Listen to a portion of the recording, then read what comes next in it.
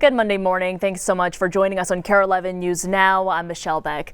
Let's get to your headlines. Right now, federal prosecutors making big moves to try and keep former state senator Justin Eichorn in jail until his trial. He was set to be released tomorrow from federal custody after being arrested for allegedly trying to have sex with who he thought was a 17-year-old girl. Now, prosecutors say he lied to them and is trying to hide evidence. The lies involve his guns, as detailed in court documents filed just yesterday. This morning, I went through that motion, and it's the first time I'm seeing these photos. A red bag FBI agents found at the ex-senator's St. Paul apartment. Inside it were a laptop, an iPhone, as well as a gun and ammunition. He previously told authorities he did not have a gun at his apartment, according to prosecutors.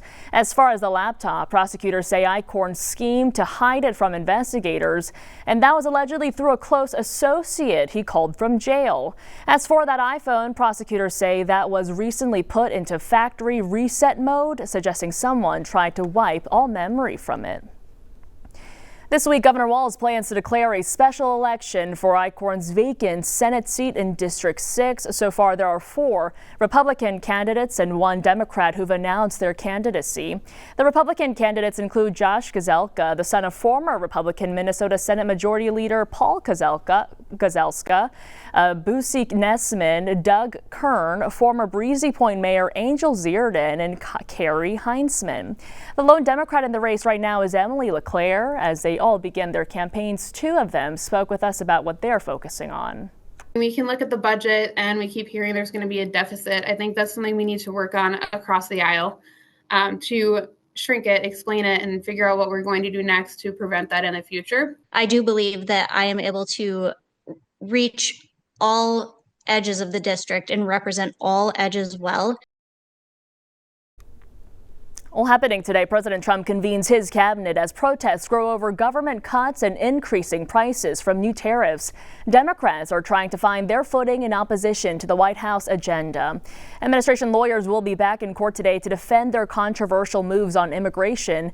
NBC's Alice Barr has more from Washington. Hi there. A 3-judge panel will hear arguments today in a battle over the controversial deportations of alleged Venezuelan gang members to El Salvador, as protests grow against the Trump administration and against at least 1 top Democrat. Requested that President Trump holding his next cabinet meeting today after the last one led to reported rifts between a few cabinet secretaries and billionaire cost cutter Elon Musk. Over the weekend, some of the biggest protests yet to government cuts. This is just craziness happening right now, and we're just fighting back. I will yell to the top of my lungs, we the people. Progressive Senator Bernie Sanders and Congresswoman Alexandria Ocasio-Cortez drawing tens of thousands against the Trump team's Washington overhaul. The people of America are going to stand up to Trumpism. Resign! The people say it's time! As Democrats search for direction with protests outside the home of the Senate's top Democrat, Chuck Schumer, after he backed a Republican funding bill to prevent a government shutdown. Look, I'm not stepping down. Promising to fight harder. Donald Trump is a lawless, angry man.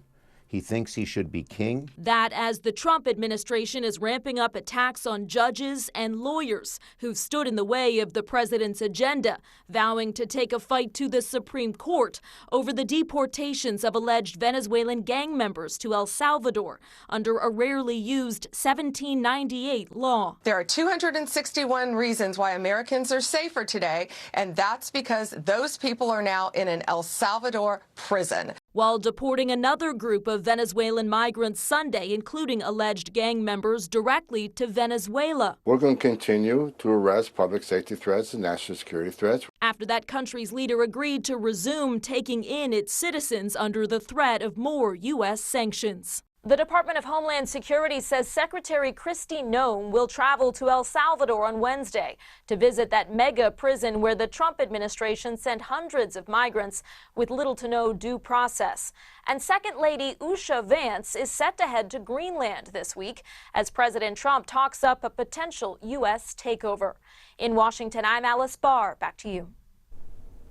For the first time in over a month, Pope Francis is waking up at the Vatican and not in a hospital. He greeted the faithful before being released from the hospital yesterday, where he'd been staying since Valentine's Day. The Pope is still being treated for pneumonia, but doctors say he's doing well enough to be home. His medical team says he still has a long road ahead and will need lots of rest and therapy before he can get back to work. Developing this morning, more devastation in the Middle East, where Israel's military struck the largest hospital in Gaza. Israeli defense officials say they were targeting Hamas terrorists. Meantime, a gruesome milestone is hit in the war that's now been happening for over a year and a half. NBC's Matt Bradley is in Tel Aviv with the very latest. A very bloody milestone over the weekend in the Gaza Strip. More than 50,000 people have been killed there ever since the October 7th attacks in 2023 that set off the latest round of fighting. Now, the Palestinian health officials are reporting that from the Gaza Strip, which is ruled by Hamas. And they just said that ever since the renewed attacks by the Israelis, after the Israelis broke the ceasefire that started in late January, just last week on March 18th, that more than 700 people have been killed in the Gaza Strip and well more than 1,000 injured. And again, according to those same health authorities, most of those people have been civilians. And now dozens have been killed in just the past 24 hours, more than 60. And we just saw last night the Israelis hit one of the largest hospitals in the Gaza Strip, Nasser Hospital, killing another high-level Hamas official. This is part of an emerging pattern that we're seeing by the Israelis. They haven't been boasting about this, but it seems as though a lot of the targets in this latest round of fighting, ever since the Israelis renewed their attacks in the Gaza Strip last week, have been high-level Hamas officials who aren't necessarily involved in the actual fighting against Israel, but they're more involved in internal discipline within and justice within the Gaza Strip, within Hamas and other political groups, and also involved in administration of the Gaza Strip. Now, political analysts who are observing this situation say that this might be an intention by the Israelis in order to basically make it difficult for Hamas to go back to ruling the Gaza Strip in this so-called day after. That is the topic of much discussion about what will happen in the Gaza Strip after Israel completes its military objectives. But so far, the main burden that is being carried by the people of Gaza is being carried by civilians. Matt Bradley, NBC News, Tel Aviv. Happening this afternoon, one of the people convicted in the mass shooting at a backyard punk show in South Minneapolis will be sentenced. Dominic Burris pled guilty to aiding and abetting second-degree murder and first-degree assault. The 18-year-old, who prosecutors say was the major player in the 2023 shooting, was 17 at the time but certified as an adult. He could serve more than 23 years in prison.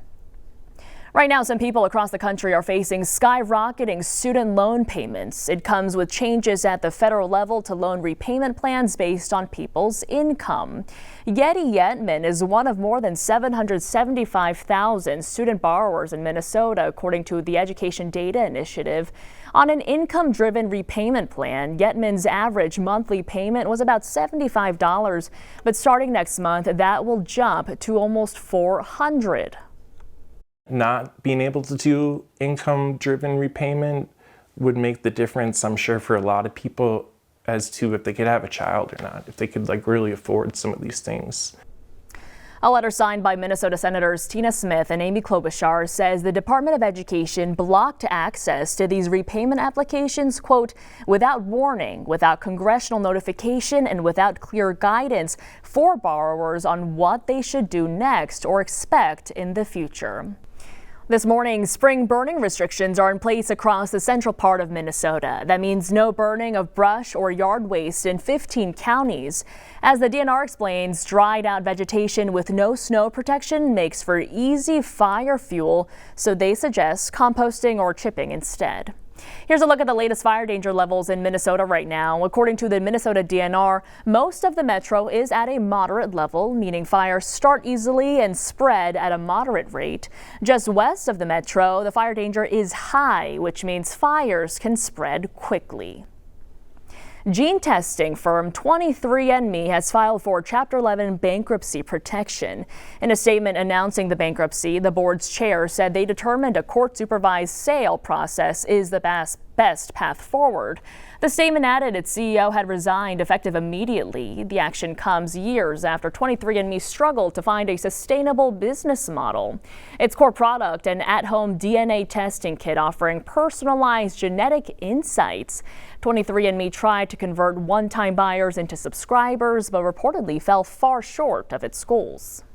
Happening right now in Green Bay, Wisconsin, a desperate search for 2 missing river otters that escaped a zoo. A new zoo and adventure park says they've received some reports of possible sightings of Louie and Ophelia. The 2 river otters escaped through a small gap in a fence last Thursday during a winter storm. Surveillance footage and tracks show Louie and Ophelia having a great time belly sliding and exploring the 1,600 acres of woods surrounding the zoo. You can see them there. The zoo staff is hopeful that there will be more sightings of the 2 so they can get them back safely. Do stick with us. More news and weather is coming up right after the break.